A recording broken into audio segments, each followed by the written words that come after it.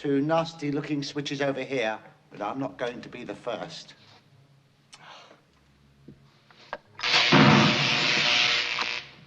Dim your eyes! Too late.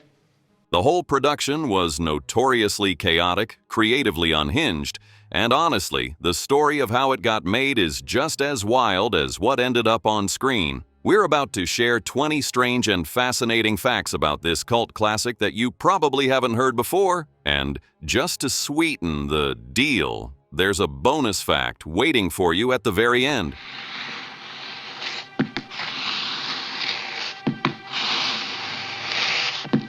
Dr. Frankenstein.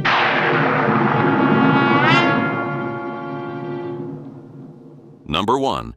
Chaos, improvisation, and last-minute changes. The set of Young Frankenstein was basically a playground for comedic geniuses who refused to be contained.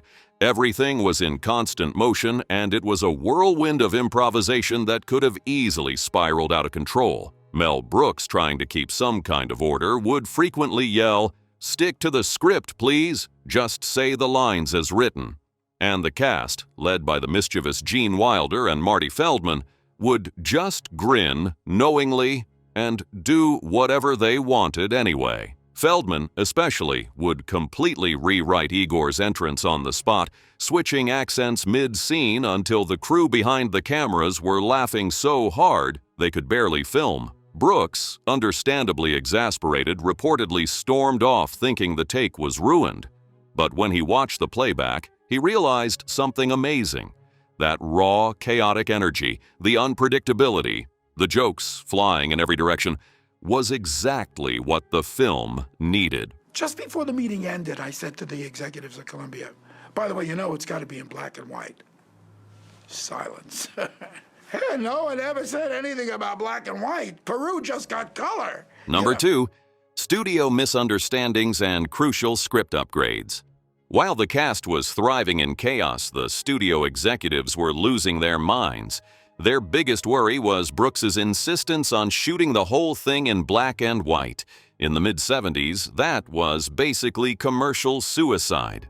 The studio was convinced this artistic choice would tank the movie and alienate audiences. But Brooks wasn't budging. He wanted to perfectly capture the look and feel of the classic 1930s Universal horror films and refused to compromise even when the studio dangled bigger budgets in front of him. And honestly, that stubbornness is exactly what made the film so special. Shooting in black and white gave Young Frankenstein its sharp, atmospheric, timeless quality, something a color version never could have achieved. Number 3. Horrified studio execs and the fear of a flop. The Warner Brothers executives were already on edge after surviving the roller coaster that was Blazing Saddles. That film had pushed every boundary possible, and even seeing the rough cut had left the suits clutching their pearls and freaking out about what the public might think. So when they got a peek at the script and dailies for Young Frankenstein, they basically lost it all over again. The edgy jokes, clever parody, and non-stop innuendo had them convinced that Brooks wasn't just taking a risk. He was writing his own career's death warrant. Early screenings were reportedly so tense and silent you could hear a scalpel drop. They just didn't get it. What they saw as a weird, risky mess was actually a genius film in the making. You know, I don't mean to embarrass you, but I'm a rather brilliant surgeon. Perhaps I could help you with that hump. What hump? Number 4. Unexpectedly successful scenes that became legendary. Sometimes, the most iconic moments in cinema are born from pure, unadulterated silliness. This was the case with one of Young Frankenstein's most beloved running gags, Igor's mysteriously shifting hump. This wasn't a carefully planned comedic element written into the original script. Instead, it was a prank conceived by the impish Marty Feldman. He began sneakily moving the prosthetic hump from one side of his back to the other between takes, just to see how long it would take for anyone to notice. For days, he kept up the charade, moving it around without a word. The rest of the cast and crew, focused on their own lines and tasks, remained oblivious. When they finally caught on, their amused and bewildered reactions were so genuine that the gag was immediately embraced and officially added as a recurring joke in the script. Open this goddamn door, I'll kick your rotten heads in! Mommy! 9! Number 5. Actor demands and the madness of mad improvisation. Bringing the monster to life was no joke, and all of that fell on Peter Boyle's shoulders. Every single shooting day, he had to endure nearly 6 hours of complex prosthetics being applied to his face and body. Under the blazing studio lights, the makeup would start to melt, making the monster's features sag and droop, almost like the creature itself was reacting to the misery. It was grueling, uncomfortable work, but Boyle barely complained. Instead, he channeled all that physical strain into his performance, blending monstrous menace, childlike innocence, and total commitment. His endurance alone was practically as impressive as the character he played, and what he delivered on screen is still a masterclass in physical comedy and emotional nuance. Number 6. Slander, scandal, and looming censorship issues. Mel Brooks has never been shy about tackling taboo subjects, and Young Frankenstein was no exception. He didn't tiptoe around delicate topics. He went full sledgehammer, gleefully skewering sex, religion, and basically every sacred cow you could think of. Naturally, the studio and the censors were sweating bullets, circling the project like vultures with their scissors sharpened, ready to snip anything deemed too offensive. It became this constant tug-of-war between creative freedom and sanitized conformity. But thanks to the cast and crew who loved the smart, risky humor and fully trusted Brooks's vision, the rebellious heart of the script stayed intact. The satire remained sharp, biting, and gloriously unfiltered, exactly as Brooks intended. Number 7. The real-life impacts that haunted the actors. Even though the set was usually full of laughter, it wasn't all fun and games. Real-life struggles sometimes cast a shadow. The small but memorable role of the sad sack character was originally given to veteran actor Gig Young. Tragically, on the very first day of shooting his scene, it became painfully obvious that something was wrong. Young, who struggled with severe alcoholism, was in withdrawal and began shaking uncontrollably, even vomiting green bile mid-take. It was shocking and deeply upsetting for the cast and crew. He was immediately replaced, but the incident was a stark reminder that behind all the laughter and creativity, real human struggles were still very present. Number 8. Clever effects and astonishingly authentic camera work. Mel Brooks was obsessed with getting things right, and for Young Frankenstein, that meant going all in on authenticity. To capture the spirit of the 1931 horror classic, he tracked down Kenneth Strickfaden, the very man who had built the original lab equipment for the James Whale film. The gear was old, dusty, and hadn't been used in decades, but somehow it still worked perfectly, and Strickfaden, then in his late 70s, helped set it up himself. The crew went all out with practical effects, massive lightning rigs, huge rain bars, creating a chaotic, electric atmosphere that CGI could never replicate. The sparks were real, the rain was real, and the whole lab scene had a sense of genuine scientific madness that made it feel alive in a way you just can't fake. You know, I don't mean to embarrass you, but I'm a rather brilliant surgeon. Perhaps I could help you with that hump. What hump?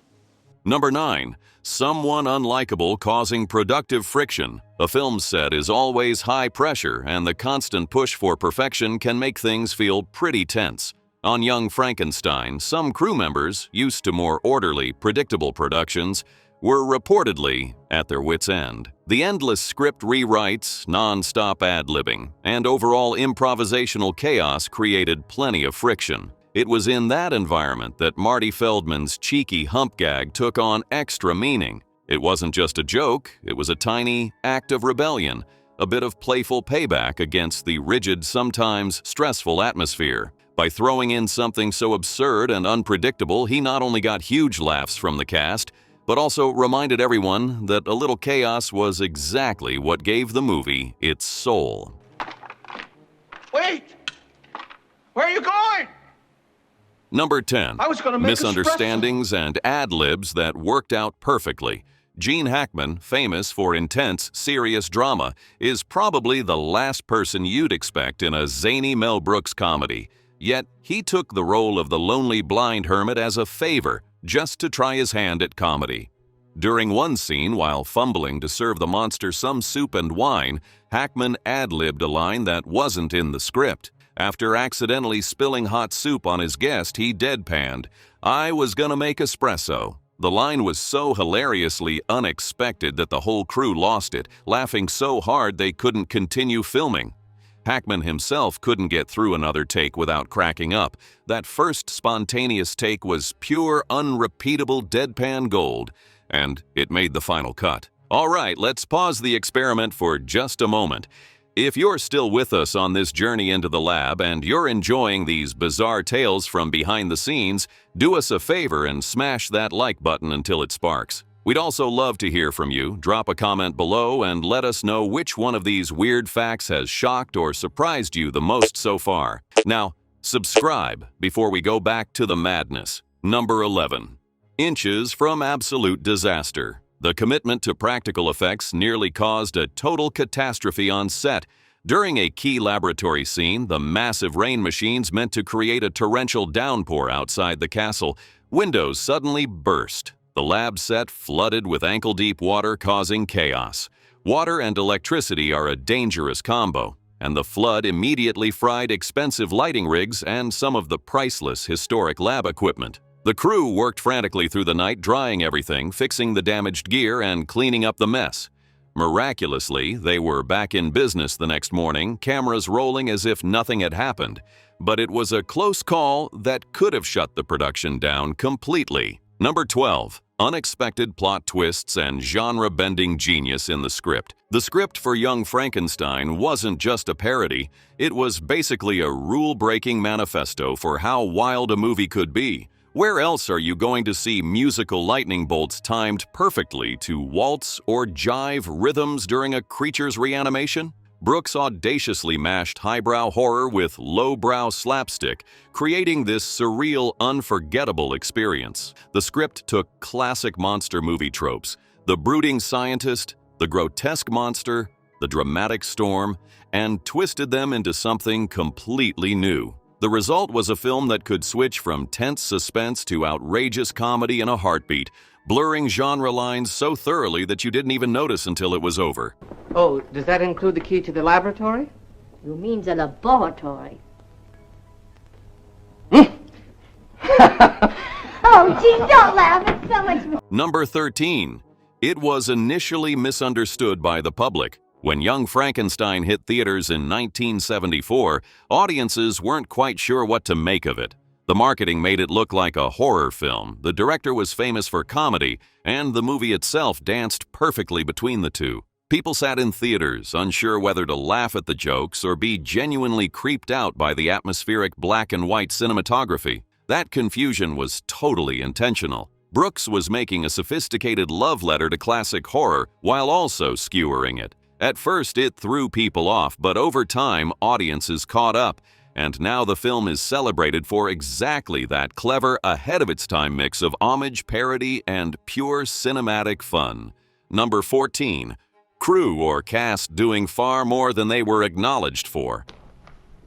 These gags were really tough to get them to work, and Mel used secretaries from the lot to get these gags to work. While Mel Brooks was clearly at the helm, the tone and genius of Young Frankenstein wouldn't have existed without the powerhouse contributions of his collaborators, especially Gene Wilder and Marty Feldman. Wilder wasn't just the lead actor, he was a co-writer, the guy who helped dream up the whole concept and shape the script alongside Brooks. His sharp wit and subtle vulnerability perfectly balanced Brooks's bigger-than-life style. Feldman, on the other hand, was pure chaos incarnate, improvising endlessly and pushing every scene into unexpected territory. Together, their fearless experimentation became the heartbeat of the movie. They were the unsung architects of its absurdity, shaping its tone behind the scenes in ways that went far beyond what you saw on screen. Number 15. A distinct lack of early adoption from critics. Even though Young Frankenstein is now a beloved classic, it didn't exactly wow critics right away. When it first came out, some influential reviewers snubbed it or offered lukewarm opinions. A lot of them thought it was too raw, too strange, or just too over the top. They missed how cleverly it balanced parody with genuine love for the original horror films. But the movie wasn't going to be ignored for long. Word of mouth began to spread, and audiences started flocking to it. Over time, what some critics initially saw as messy or silly has become widely celebrated as a brilliant comedic masterpiece and one of the greatest films ever made. Number 16, the inevitable dilution attempts that followed. When a movie hits the legendary status of Young Frankenstein, Hollywood can't resist trying to bottle that magic, usually with disastrous results. Over the years, there were talks of sequels, piles of merchandise, and even TV spin-offs. Most of them flopped spectacularly because they completely missed what made the original special: the sharp satire, the perfectly balanced tone, and that unpredictable, chaotic energy. Even the Broadway musical, which did well commercially, had to soften the edgy humor for a mainstream audience. Sure, it kept some of the film's iconic moments alive on stage, but it also reminded everyone that the original's wild genius was one of a kind, impossible to replicate. Number 17, how the studio tried to fundamentally change the concept. It's going to be in color. You know, I said, no, it's not. It's going to be in black and white. They said, it's not going to be a Columbia picture.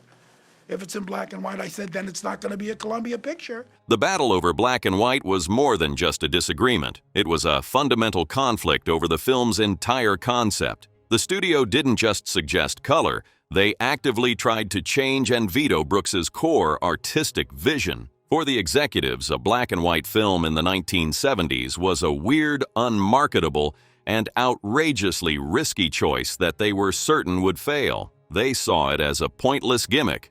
But for Brooks, it was non-negotiable. He knew that the film's soul, its very identity as an homage, was tied to that classic visual style. His stubborn refusal to compromise, his willingness to potentially walk away from the project, ultimately saved the film's iconic look. It was a high-stakes gamble that proved that sometimes the most outrageous and commercially questionable choice is the only right call. Number 18, political and cultural shifts since its release. Comedy in 1974 was a wild, uncharted playground, and Young Frankenstein is basically a preserved fossil of that era, if fossils could crack lewd jokes and wink at the audience. The film barrels through sexuality, social taboos, and good taste with the subtlety of a sledgehammer, landing punchlines that audiences of the 70s devoured like candy, or maybe forbidden candy. Today, many of those same gags would get you canceled faster than you could say Abby normal, proving just how much the rules of comedy have evolved. What was once razor-sharp satire now teeters on the knife edge between daringly subversive and someone call HR. It's a reminder that brilliant comedy has always had to juggle on the high wire between clever mischief and sheer unapologetic audacity.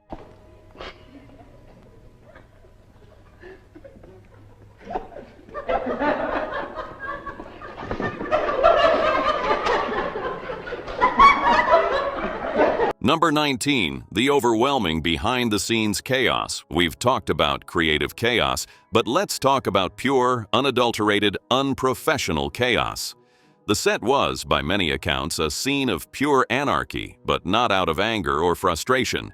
It was anarchic because of uncontrollable laughter. The performances were so funny, the ad-libs so brilliant, that retakes were constantly ruined because the cast and crew could not keep a straight face. There are stories of boom mics dipping down into the frame because the operator was shaking with suppressed giggles, and of cameras visibly shaking because the person behind it was laughing too hard.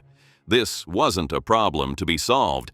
This joyous chaos was baked directly into every scene. The infectious fun they were having on set radiates from the screen, becoming a tangible part of the viewing experience.